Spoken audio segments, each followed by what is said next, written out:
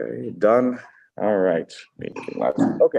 So good morning, everyone around the table, on Zoom, and around the world watching on YouTube. I know we have a big following in this year. So last week we concluded Sif Gimel and Siman Reish Samach Daled. So Sif Gimel, just as a quick 30-second review. I talked about different substances, different materials which you're not allowed to use in terms of the fuel, in terms of the oil. We talked about pitch and wax and cotton and the tail fats and the inner fats, the fats and the innards of the animals. And we talked about not using itron because of the foul smell that emerges from it. And we also talked about not using tzri. Tzri was a shemen afarsimon, balsam oil, which, according to some, has a very pleasant smell, I guess, when it burns. And the fear was not that it had the foul smell and you'd run away from the room, which is the whole point of lighting the candles in the first place. It's the opposite. It will actually attract you in. But what is it? What's the fear? That you might actually put it out, because you naturally had this tendency to put out the balsam oil because you wanted to save it. It smells so good, it's attractive. So now once I'm done using the room, I have this natural instinct to blow it out. And that, of course, would be a violation of mechabe, of extinguishing a flame on Shabbos. And so this is why you can't even use this wonderful smelling oil, which otherwise would be no problem. You're going to need it to cover up the smell of the drugs. That's right. At one point. That's right. Exactly. Could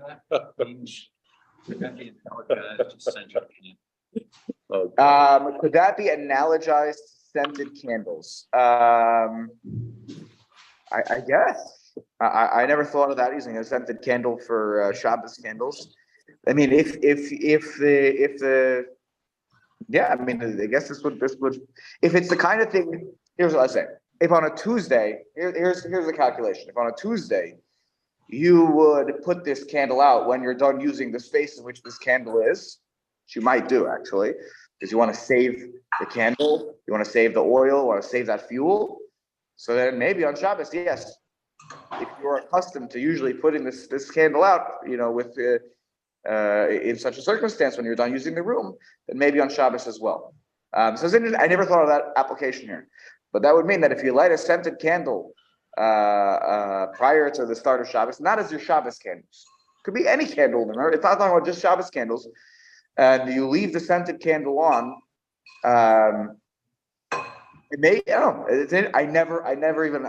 I want to ask a qualified posek the question, but it would perhaps be in this category of yistapik minu, that you don't like that it gets all used up, and that you might put it up. It doesn't. Yeah, this does sound like a scented candle. We're talking about the balsam oil. Yeah, and because of its pleasant scent, you actually don't like to use it up. Okay. Or like me, you can't stand the smell. Or it's something for everyone. Yeah. Yeah, Do you like right. balsam oil? Never tried it. I never tried it either. So But I do like vanilla. vanilla. This is vanilla scented candles. Okay, good. All right. So now we're on Sif Dalet. That begins the following way. It's a very short. Sif, not Sim. Sif Dalet. Filu nasa. So the third line on the page, in my edition, top of the page. Filu nasa me'at shemen zayis b'shimonim elu she'enam nimshochin v'az nimshochin ein madlikin b'hem. So remember we talked about you can't use pitch and wax and cotton and the tail. Okay, even if you, let's say, mix a little bit of olive oil with those oils that otherwise are prohibited, and that would, on a practical level, it will actually help the oil catch onto the wick. The mixture helps it so that it's not so. These that einam mishachim don't chase after the wick. Now they'll be okay. They're mixed together with enough olive oil that it would work. Nevertheless, we still don't light with them, Can you give even us- with the Can you mixture. give us an example of which Yeah. one they're talking about? Sure. You could put- I'll mix pitch and olive oil. So the pitch, the zephes doesn't really on its own do a great job. And now if I mix some olive oil with it, it will actually successfully do its job. It's, as opposed to einam nimshachim. Einam nimshachim means it doesn't pull after. I mean, it doesn't the oil doesn't go to the wick so easily. So the mixing of the olive oil helps this substance, the pitch, which is not good on its own. It helps in the mixture. Now it all works. But nevertheless, the halacha is ein madlikin bahan. You're still not allowed to light with this mixture. And the Mishnah Berurah here explains very clearly why. Let's take a look at Yud Ches and Yud Tes. And he makes also one qualification, by the way. Yud Ches, aval im haya rubo mishmonim haksherim umiut hamehapsulim. If you have a majority in that nair, which is made of kosher oils, permissible oils, and a minority which is made from the invalid oils.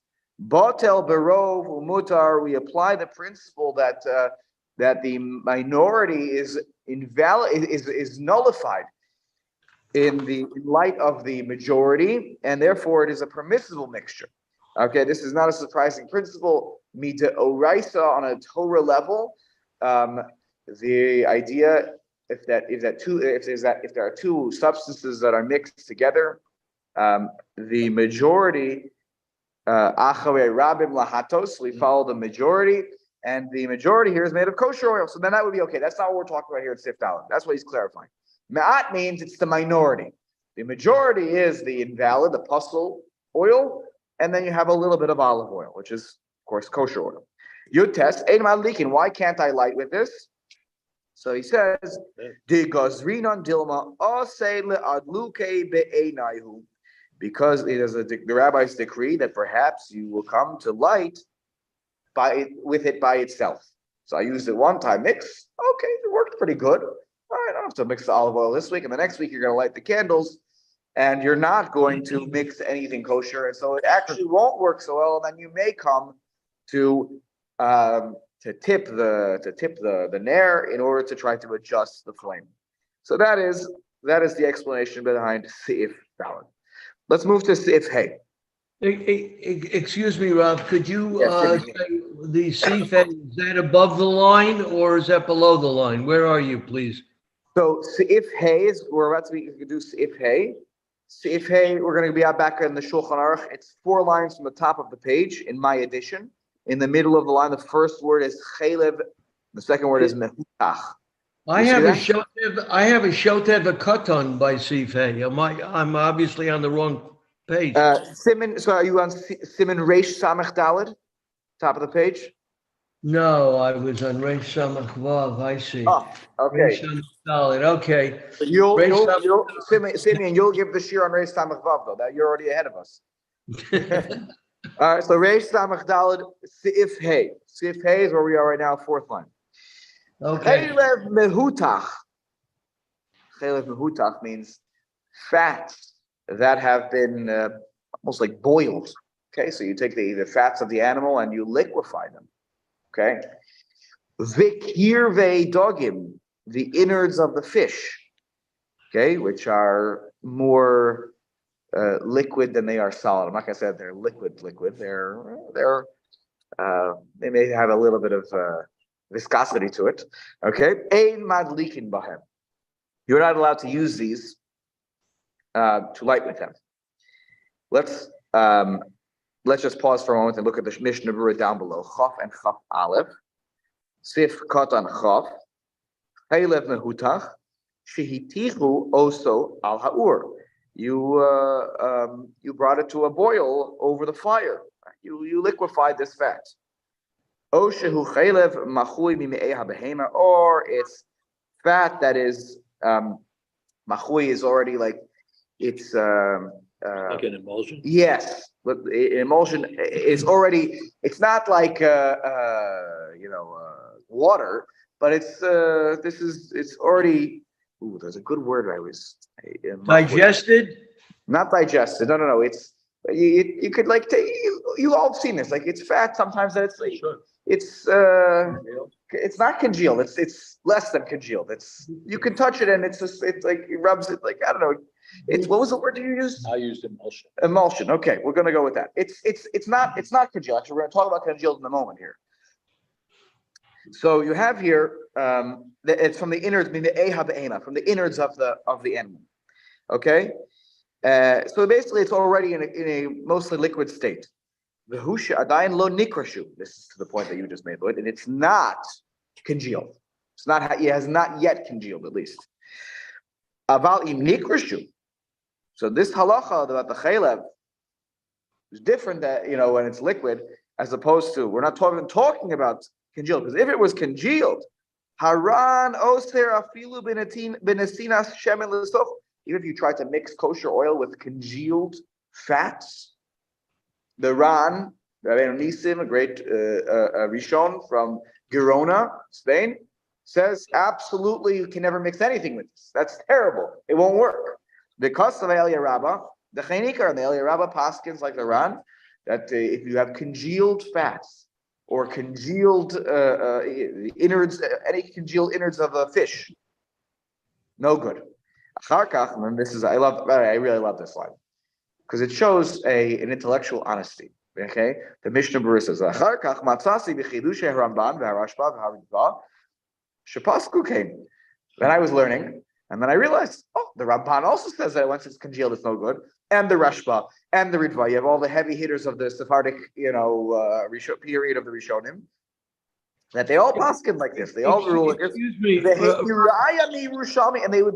brought a proof in the Gemara, the Talmud Yerushalmi, that if it is congealed, this does not even get off the ground, even in terms of a mixture. Yes, Simeon, I think you were saying, trying to say something. Yes. Rav, a moment ago you used the phrase kosher oil. Yeah. Did you mean permissible oil, but not necessarily by kosher? Yeah, I don't mean like that. You put their stamp on it. I mean it is a permissible. Okay. It is a permissible substance, like olive oil, like we talked about with. Going back to the list here, just want to make sure I represent properly what was permissible. Pishtan nefutza, right? It was the flax that was properly prepared. The beged sheish, by the way, from this week's parsha, we're going to be reading. And also past week where they collected the sheish. That was the linen, right? The beged sheish was linen, right? I got that correct. Okay. Yeah.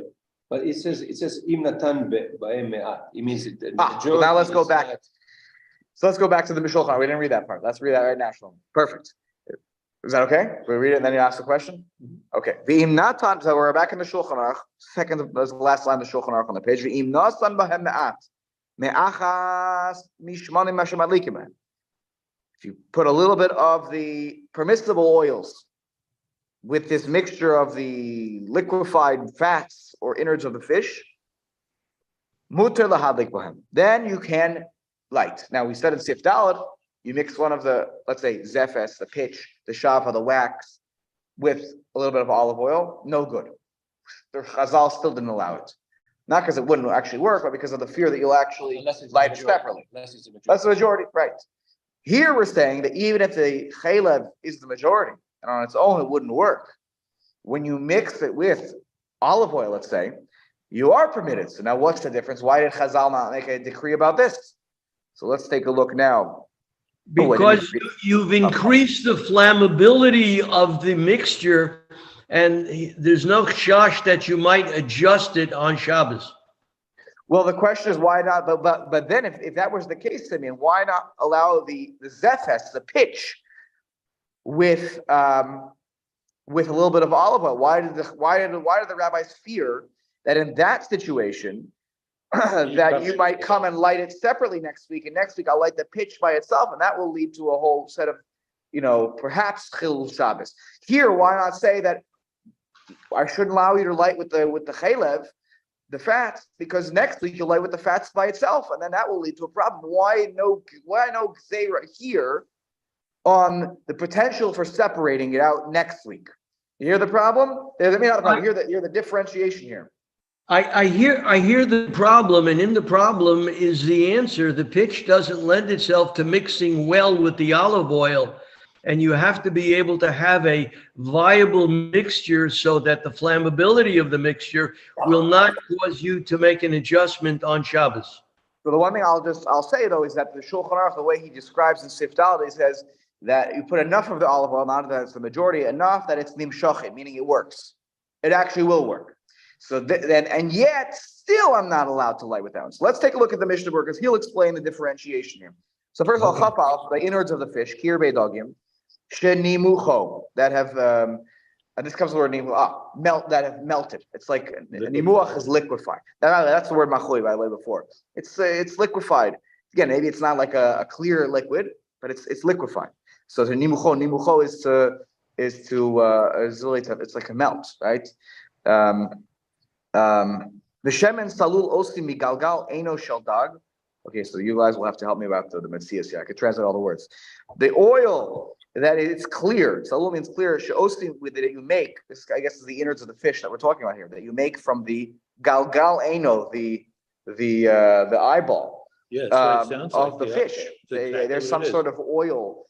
I am not an expert on fish oils. But it sounds like they're describing some sort of clear oil that emerges from the eyeball of the fish. It's very much like a fat, because if you use the head of a fish as opposed to the head of a sheep, say on Pesach, Right. we always eat the eyes. You eat the eye. Yeah. Ooh, never done that before. Yeah. You mean on Rosh Hashanah, by the way, right? Yeah, I'm in on Rosh Hashanah. Sorry. So Yes, on Rosh Rosh Hashanah. Hashanah. Wait, so No. Rosh Hashanah, you cut it and then you eat the eye? Yeah. Wow. Okay. Well, what do you do? What do you do with I your? don't know if I feel What do comfortable. you do with My your food fish can head? see me from the inside. What do you do with your foot? What do you do with your fish head? With my fish head. I don't know. What do you do? Is it just there on the plate and you don't eat any of it? It's a symbol. You don't. What do you do with the symbol? Yes, it's a symbol. Stays You over don't there. need any of the other symbols either. No, the honey is delicious and the leeks are fine and the fish head. Where there are some people eat the right one first and others eat the left one. Oh, the halacha, which Is that true? you eat the right eye and the left eye. Okay. Okay. But I can tell you, So it has an oily texture to it? Oh, yeah, it's like an oil. It's a fat. Okay. Pretty much a fat. Yeah. Wow. I learned something new today, everybody. Yeah. Tell BJ it's only the Sfardim. BJ, as far I as would tell Simon you says, it's something, only the start who in eat the eye. France, if you went out and you ordered a fish and you wanted the whole fish. Yeah. You would tell them not to take the eyeballs, a delicacy. Oh, they're a delicacy. Wow. Okay. Okay. Look, I'm open to trying new things in life. But when you're writing, addressing the issue of scarcity. In terms of It seems, in other words, they're dealing with situations where people are trying to make the most of anything they have. Sure, of course. Yeah. So the question is that there sounds like there were people who maybe they didn't eat the fish head, but they would then maybe eat the fish and then they would take the eyeball oil for and they would take the oil for something. Exactly. So maybe sometimes they would use it to light their candles on a Tuesday. By the way, they had candles every day, right? So so then the question becomes: if you have this substance on Shabbos, which maybe sometimes people used to like, can it be done? So he's just here. Mr. Berurah is just explaining where do we get what do we say innards of the fish? What oil are we talking about? And so at least it's one theory or one potential source of it is the eyeball. Oh, mi bisaro, or maybe it comes from the actual flesh of the fish, which there's plenty of fish oil products out there today. Some fishes are fattier than others. Right. Correct. So mutar afilu be'ene. So mutar afilu be'ene. So meaning that made it, and by the way, if it's coming from when he says mutar, I assume here mutar afilu be'ene. Be'ene means on its own here. Be'ene as it is, meaning that there may be some flesh or some oils that come from the fish maybe that are already on their own. It doesn't mean eyes. No, I don't think this means mutar afilu be'ene. No, I don't think this means eye here on this one. What did he say over there in the? You know what I'm saying? All right, Tavi will make sure, but I think that he must be referring to here, because remember the Shulchan Aruch said it was not allowed at all. לא ירבו שמן אחר. So there's not making anything else, so Yeah, there are some, exactly, okay, good. So that's what I thought. Man, there are some fish oils that probably on their own are sufficient, but maybe sometimes they're not, right?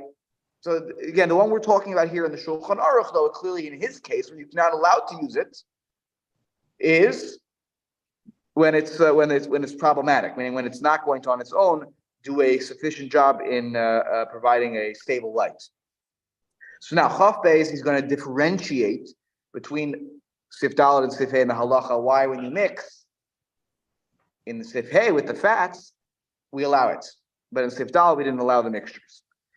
So he says here, Chaf Beis, the Lafi Ikar Hadin Haya Muter B'Chelev Mehutach, because by the letter of the law, liquefied fats are allowed.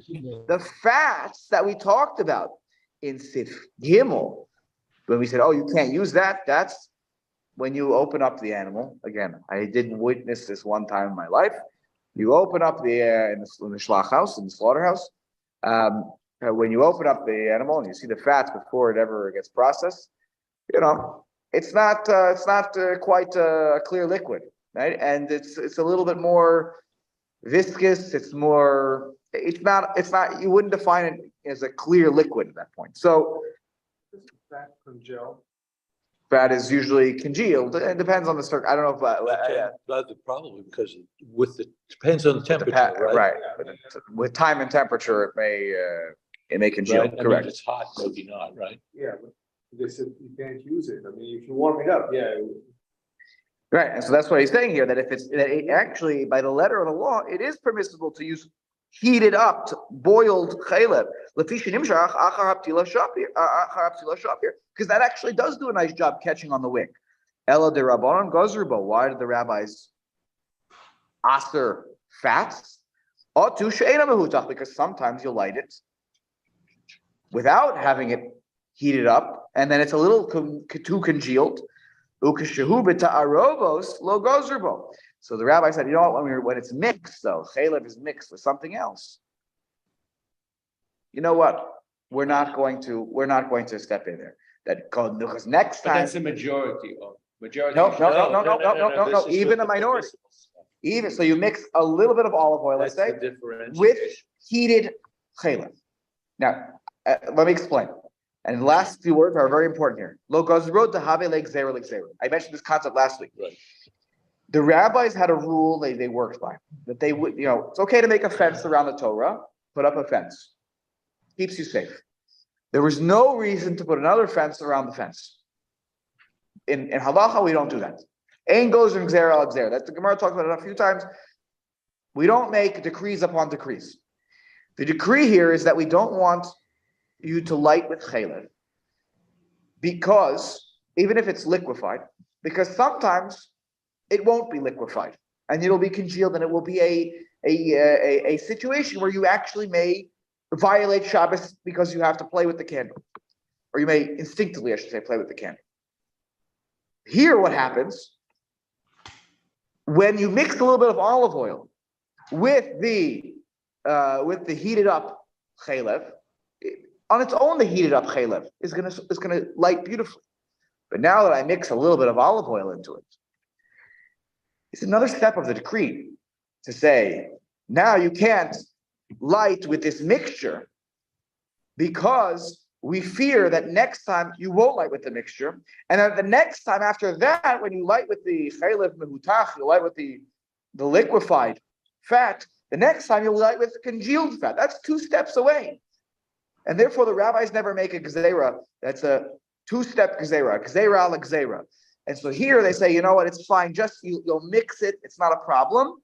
We're not going to go that far, because what's the fear? Next week you'll light it with heated up chaylev. You won't violate Shabbos anyway with heated up chaylev, because the candle will burn beautifully.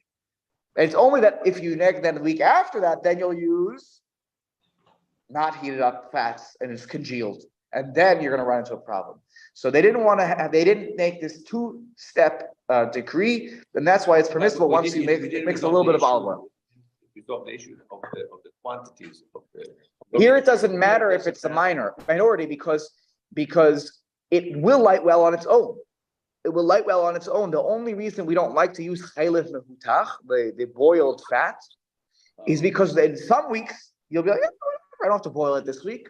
I'll use the congealed version, and that's not going to go well. But here, since it's already liquefied, and you're mixing the some mixing olive is what oil. makes the difference, because if you can't, if you don't boil it first, then you can't mix it, Correct. right? So that's why, so as a practical matter, that's why you're not worried about it. That's the extra step. And of course, none of these would have lived in Borough Park because they would have put a gazera all the time. There you go.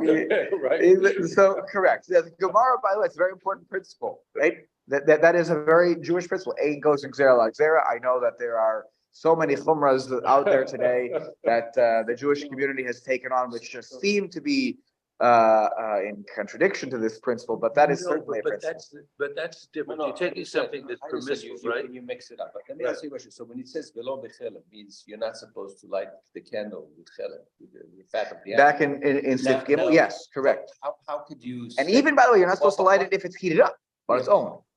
But why would you say lo bechelem? Because if it's not boiled, you can't really use it, regardless. So I mean, so You could assume attempt that to. You could attempt to. It may. It's not It gonna may- work though. It may work a little bit, but it won't be consistent. Right. And the fear here is that the lack of consistency of both, by the way, the oil and the wick, is a problem that Chazal wanted to do away with. That they said that you're not allowed to use a suspect wick or a suspect oil, which may lead you to, instinctively fidget with the candle. And so chaylev is off sale, but even chaylev and hutach, which works beautifully, they said don't light with that. If you mix a little bit of olive oil, okay, then fine. We'll allow it to go through. Okay. All right. So let's take a look now at Sif Vav. Sif Just to Vav. take it to Yeah. Sort of a ridiculous point. If, for example, you live near a non-kosher butcher, Right. they had excess pork fat, Correct. you could do it. I mean, you would have a problem with your vessels, of course. Right. Wouldn't be able to eat. Right? But Be you able could to use eat from that fat. It's just conceptually, you could use that So fat. if you conceptually, make there it is with no olive oil, right? Isser Hana on Chazer. No, there's no Isser Hana, only Isser Achila. By the way, one of Yeah. the biggest pork meat packers in the country years ago, I mean, not that many, in the 80s, were observant Jews, Yeah, there's no Isser Hana on. providing most of the country. It's interesting because when we finish all of our Chaim, we get to Yoredea, in a decade from now, then we'll see there that you'll see that there's a siman about being in the business of ma'achalos asuros, of prohibited foods. Even though there's no Isser Hana, there is a discomfort, I'll put it that way, that one's primary source of income be from selling prohibited foods. So that's. But we'll get there. Rav. I think BJ was making a joke before when he referenced Borough Park, but I got to tell you, one of the main concerns about an Isser and an Isser is they are actually affecting change in halacha and in Judaism. They are affecting change that it was never the intention of the Torah, and all Chazal is supposed to do is guard that. So they have one geder, and that's it. But Correct. I have seen so much of what BJ was talking about. I daven in a shul over here now where there are plenty of kapotas and streimels and other things that go on, and it comes time for a shear, and these guys couldn't think their way out of a paper bag. It's really the case, and it doesn't belong. It doesn't belong. They're affecting halachic changes because they are deifying some guy from the 1700s that wore a fur hat, so they have to wear a fur hat. Yeah, look, you won't hear any Talmudic arguments from me. The principle is what it is.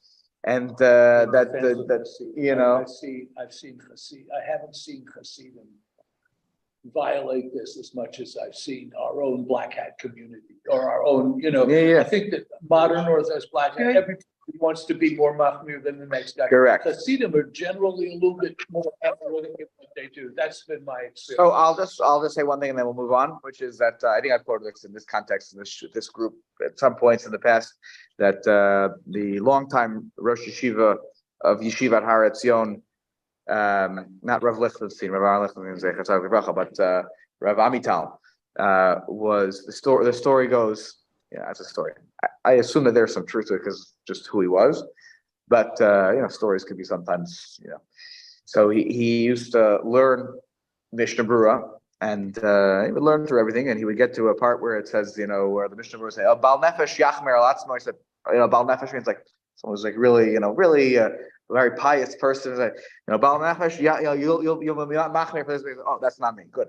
And everybody today thinks that they're the Bal Nefesh. Like, I'm the very pious one. But it's a reminder of like the idea, like, let's worry about following the letter of the law, and then we can, then we can all have a discussion about who's a Bal Nefesh, But I think it's, just something to remember, that we're, for ourselves, I'm saying, that whatever we see, like, just remember, we're great Rabbanim, great Rosh Yeshiva like Rav Amital, who didn't think so highly of himself that like he had to follow every single chumrah. The Rav was also, 100%. This is, yeah. So that's what I'll say. Fifth up, Sha'ar kol shmonim, other types of oils, chutz me'elu, aside from the ones that we have mentioned, madlikim bahem. You have the green light. Use them. If yours did not make the list here of problematic oils, feel free to use it. Umikol makom. Nevertheless, though, shemen zayis mitzvah min hamufchar.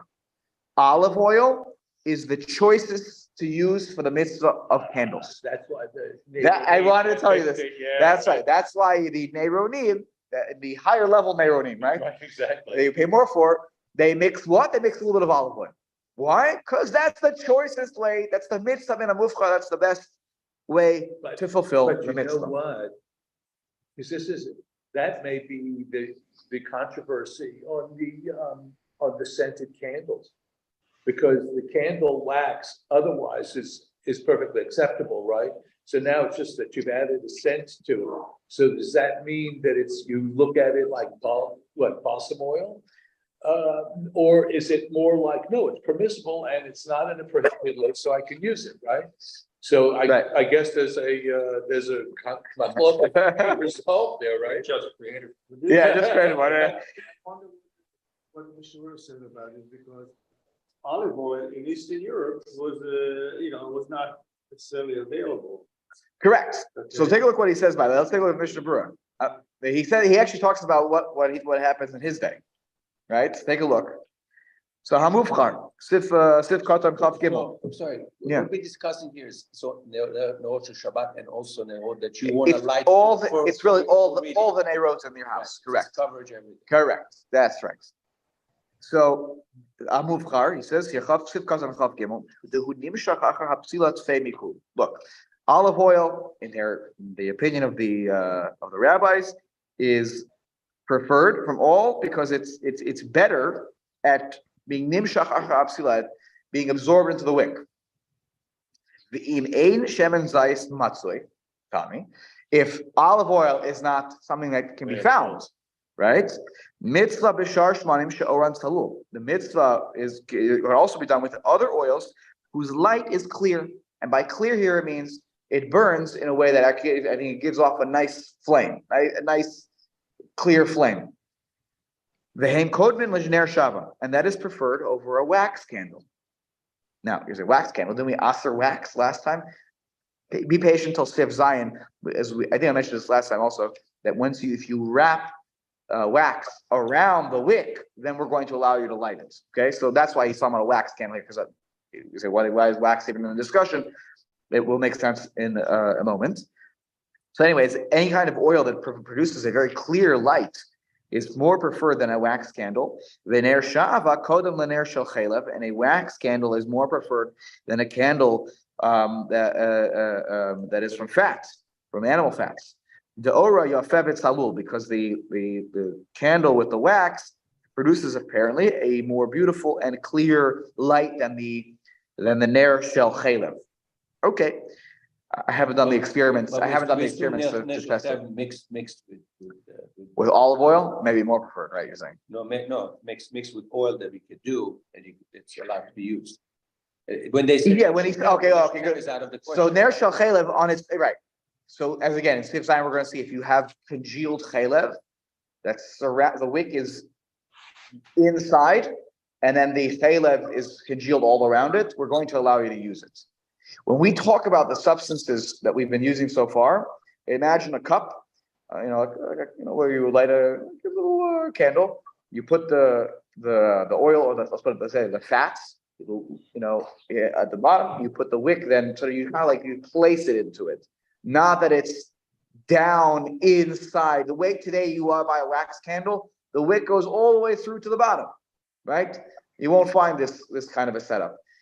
That the wick that goes all the way through the substance is permissible. If it's just like on top, it's sitting just like at the top, that's when we're gonna have a problem. With olive oil, you could do that though. You could just by the way, people do this all the time on Hanukkah. You pour the oil in, you take a wick, you probably take an extra thing just to give the wick the holder, and then you just kind of drop it in and you light it, and it works perfectly. So that wouldn't work so well if it was chalev, or you just kind of drop it in. Right? Or that wouldn't work so well if it was wax and you just drop it in. So if it's molded around the wick, we're going to allow it. We're going to see it in a second. So he says here, V'nireli, the Mishnah Berurah says, V'nireli, it appears to me, the Chozelefi inyan haner. This is all with regards to the question of the candle, of the flame. The V'ner, so the V'ner Shalonu, he says, with our kind of candles that we use, our kind of flames that we use. And he's not talking about an electric light quite yet. Okay? Shikorin strin. Now, it almost sounds like a sterno to me, by the way. Now, in my Targum at the bottom, he says ner mechomer be'erazach, which means it is a candle made of combustible material. So he's talking about here, and look how he describes it. Should salul bevada yoser min hashava. This is a clear flame that is produced more than wax for sure. Right? So it's not olive oil, but it is this combustible material. And I wonder if we're talking here about when he said stern. You hear that word stern? I wonder if it's when we talk about those sternos, that the caterers use underneath the. Sure. What is that? Is that related to this? I was wondering that when I was preparing. What? Well, what is sternos? When you use neighboring, Yeah, it's the same thing. It's paraffin. it's paraffin, right? So maybe he's describing that here. I don't know for sure, but he's describing something that that's good stuff, right? It's not even a question in his mind that this is a very clear flame that is produced from much better than wax. Even during the weekdays, you would never in your mind think about tilting this candle because it burns so beautifully. This is way preferred than the wax candle. And maybe, by the way, better than all these oils that we've discovered this wonderful substance. The because we never would in our right mind with this stern, we would never ever in a weekday even tilt the candle. So there's no fear here of havara that could arise from this situation. And by the way, in my extra biurima, if you have the time, you have this number 12. He even says here that the mevuar she'adif afilu mishemen zayis. I have this, and you don't have this in the Mishnah Berurah here. But he says that when he says this, when the Mishnah Berurah says, he's saying it's even better than olive oil. V'chein bir hagaon Rav Moshe Feinstein. Rav Moshe Feinstein. This is probably what we're talking about here. The what was it again called? The paraffin. And Rav Moshe Feinstein said that this is shekavanas HaMishnah Berurah shevada sheneru shalanu adifim afilu mishemen zayis. The Rav Moshe said, yeah, these paraffin, right, is preferred over olive oil. He says, we're going to allow you to even read by these lights. You're never in your wildest dreams are you going to tilt the candles for this, and maybe we will get to this and maybe that'll make more sense. As I think I mentioned in previous weeks, there is a problem of reading by the lights on Shabbos. But if you have a light that is like paraffin, or we'll see that the Mishnah Berurah is going to already comment, if you have a light that is so, I think he's talking about this, that is so trustworthy that you would never, it produces such clear light that there's no fear ever of tilting this on a Wednesday or a Thursday, certainly not on Shabbos, then you're allowed to read by it, which is why today you can read in a room where there's electric lights, because they're pretty consistent once the bulb goes out. Excuse me, Rob. That's why it is going to be permissible. He said maybe even this is preferred over olive oil. Yes, Simeon. Rav, the caterer putting that little jar or little can under the chafing dish is using a product called Sterno, and the chafing and that can does not have a wick in it. It has a flammable liquid without a wick. Are you saying that is permissible? No. I'm saying I think you still need a wick. I think that's pretty clear from this. But I think BJ was trying to say that it's the same substance. When we buy the Neronim, Simeon, it's basically that Sterno, right? Because Sterno is paraffin with a wick in it. With wick in it, that's all. So you need the wick. You need the wick, but it's that same substance that works so well under the tins, at an event. That same substance, paraffin, is what if you go to the store buy most of the candles that Neronim today, they use that, and it's with a wick. The Mishnah Berurah and certainly Rav Moshe Feinstein think this is the greatest invention ever made to mankind. It circumvents all the potential problems that arise with Shabbos candles. So it seems that the permissibility is based on the flammability of the product, the reliable flammable nature of the product. That is. I think that's a correct assertion based on how we've been learning this. Yes. The name Sterno comes from Sterno family. Is commercially used STRNAU. Is that right? It was a family business, and that's where. When was this? When was this? By the time they hit 1915. Okay, Mishnah Berurah was right. Co. At 303 Broadway. Wow. Okay. And this is also okay. There you go. So you have some history lesson here too. Okay, so this is that might explain again our minhag today. How did they spell their name again? The family spelled its name STRNAU. The family marketed STRNAU. STRN. Sterno. Yeah, but they marketed as STRNNO. Sterno. Yeah, but you know what? They need to have a vowel, right? ST, right? ERN. Yeah, they didn't have an E. You said STR. You said right? STER. Oh, ER. I missed that. That's what I was. AU, huh? Uh-huh. I like it. It's sort of got a little European. Okay. Anyways, they end here. He says v'ayin masha nichtov l'kamam b'sim ayin reish. Hey, that's a simon that talks about reading by a light, and there he does talk. I looked yesterday very clearly. He says without any hesitation that if you have a light that is completely stable, like the stern, he talks about this there, then you can read by it. You don't have to worry. Meaning this is a change. Well, I don't say it's a change in the din. He's saying that in terms of the application of the halacha, he's saying this is a game changer. The stern, and he mentions it in Ayin Reishei. So when we get there, we'll see that that's why today you can continue to read in your homes the electric lights, and if you have those Neronim, you can use them to read by them because you're not going to. There's no fear of using them or fidgeting with them. Sif Zayin. Karach zefes oshava, and then we'll stop after Siv Zion. Karach zefes oshava ochelef soviv hapsila l'madlikim b'hem. As I mentioned before, if you wrap pitch or wax or fats around the wick, you are allowed to light them. Okay, We this is talked all about it 500 years ago. correct. Yeah. So anyone who uses wax candles, it's fine. The ones you buy, those big white ones that you want, it's fine. There's no problem. It's permissible. Except for the dripping. The dripping, and by the way, you can talk about that here. Chav Dalet, Mishnah Berurah, Karach Zefes. Delo osru bechulu elaim hayu nesunim bekli v'nosen apsila b'socha. When is it prohibited? This goes to your point, Shlomo, from before.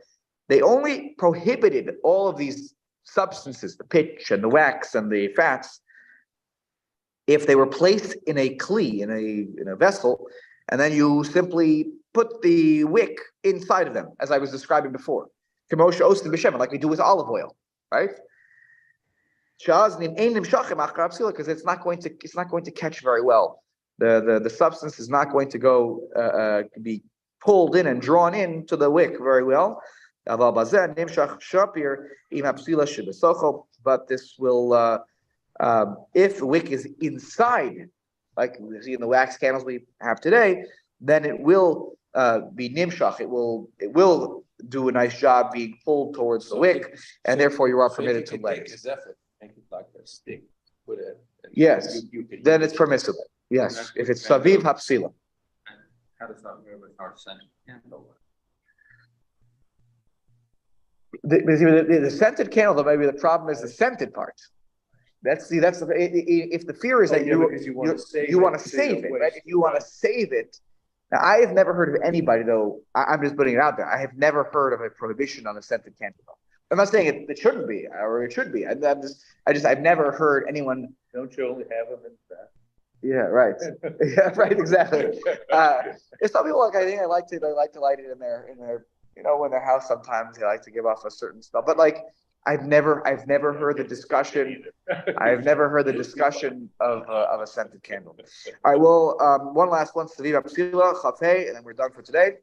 It's actually interesting because we read Bameh Medlekin, right, every Shabbat, right? Yeah. We talk about and so, apropos of what you spoke about at Mincha yesterday, I'm saying, no, we're reading something now that he just said is pointless. Right. Because we come to a point where we don't need it anymore. So maybe, Right. it's showing our, even though it doesn't get you directly on a path to temple service. Right. It's interesting. Right. Look, you know what? It's helpful to understand also what our ancestors, maybe not that long ago, had to the calculations that they had to make with regards to these different substances. And, they wouldn't discuss it if it wasn't something that was at least potentially relevant, in a certain circumstance. Yeah, it is pretty irrelevant today, but also shows our love for understanding the underpinnings of halacha. Last point here: Svi hapsila, around the wick. Dafka im hapsila shera. One important point: the wick has to be a kosher wick. Can't get around that. Avali hipsula, Permissible. a permissible wick. Correct. Doesn't have to have an OU. It has to be a permissible wick. If it is an invalid wick, lo mahani hakricha savibla. Then the wrapping it around it does not help. When you're making this distinction in the future, I think you should pitch to cupcake. We're not Okay, that's what. we're not just talking about the right? Let's give everybody all the conscious organizations are going to be calling me this week. How come you only will support the OU? Okay, we'll stop here. Next week we're going to finish the simon. We'll continue right into the next one about the kalim that you put underneath the nair, and that will also help us further understand Bameh Madlikin in hopefully in a more substantive way. All right, take care, everyone. Have a wonderful week. And take care, Simeon. Rob, thank you very much. Thank you. Of course, my pleasure. All right, thank you, and Mine too. Thank you. happy candle lighting. Happy candle lighting.